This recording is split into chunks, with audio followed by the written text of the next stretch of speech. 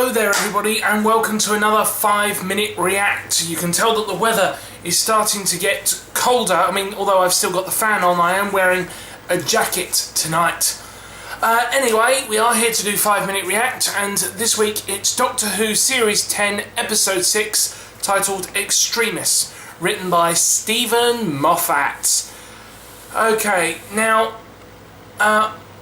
so before we begin, I do want to stress that unlike the previous 5 episodes that I've reacted to, which have all been standalone stories, Extremis is the first part of a multi-part story. In fact, if I just look up Doctor Who Series 10 now on the internet, I'll actually find the episode list. So, here we are. Yeah, so we've got so this one was Stephen Moffat, and then next week we've got The Pyramid at the End of the World, which is Peter Harness and Stephen Moffat.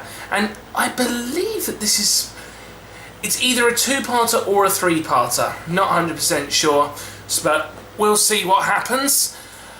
But basically, this is the first story of this series that's multi-part. So basically what that means is I won't be able to react, as it were, to the whole story, because the story is not yet complete, because we have to wait till next week to find out what happens next. So, but I will be reacting to the episode as it is. So without further ado, 5 minutes starting now.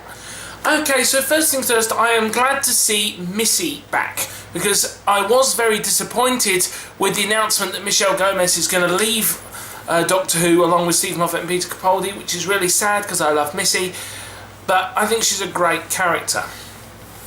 I think it was a very interesting concept, this whole thing of the Veritas and this text that makes people want to kill themselves if they read it, you know.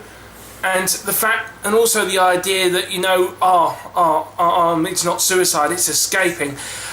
I do have a problem with that.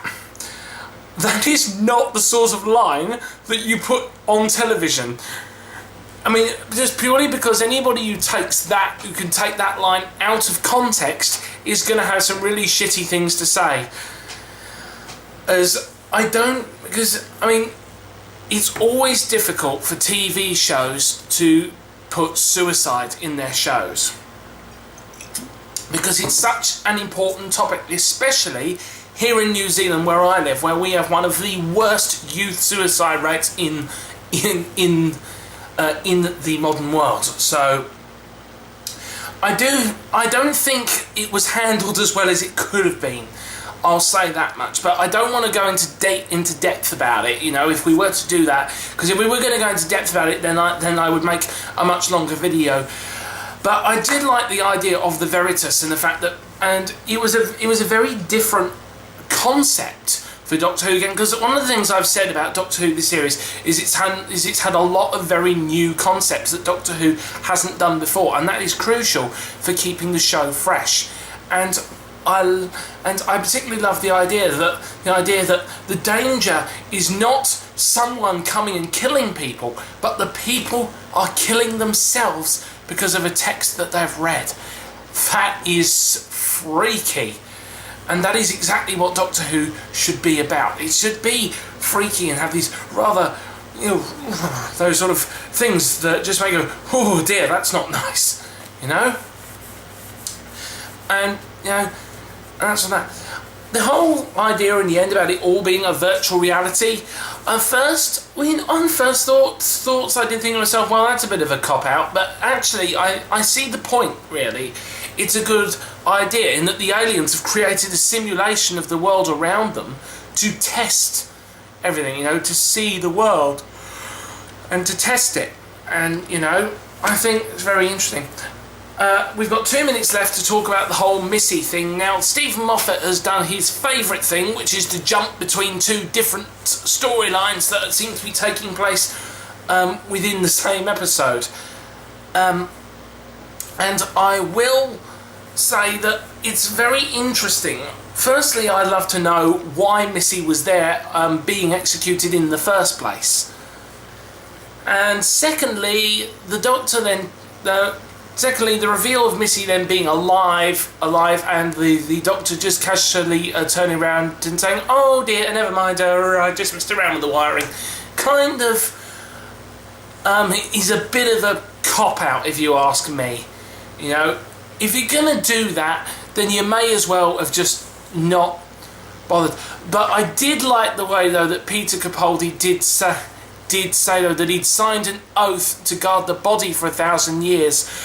But the oath didn't say that it had to be dead. I love that. And that was honestly one of my favourite lines from the episode. And I'm very much looking forward to seeing where this idea goes, and maybe we'll find out. I mean, like I said, this is a multi-part story. Maybe we'll find out why Missy was being executed in the first place, because ultimately that's what I would love to know. But anyway, that is kind of it, because I can't really talk about the episode, because normally at this point, in the last 30 seconds, I'd be talking about the conclusion of the episode, but I can't, because we haven't concluded the story yet. While we've got 20 seconds, I will just talk about Nardole. Very interesting scenes from Nardole, and saying that he's acting on River Song's orders, which is brilliant, and having the diary there to keep reference to River in Doctor Who, I think is really great and really touching. Oh, and time's up. But I will just finish up on my last point there by saying that it was very interesting to see Nardole. I've seen a lot of sides to Nardole this series. You know, he can be stern and stubborn, and at the same time he can be playful, stupid, idiotic, whatever. And I'm not sure I like it like that, because I'm not sure. I feel like Stephen Moffat and the writers aren't entirely sure what sort of a character they want Nardole to be, which is a little bit of a letdown. But we'll see where it goes, because it all could turn out to be brilliant in the end.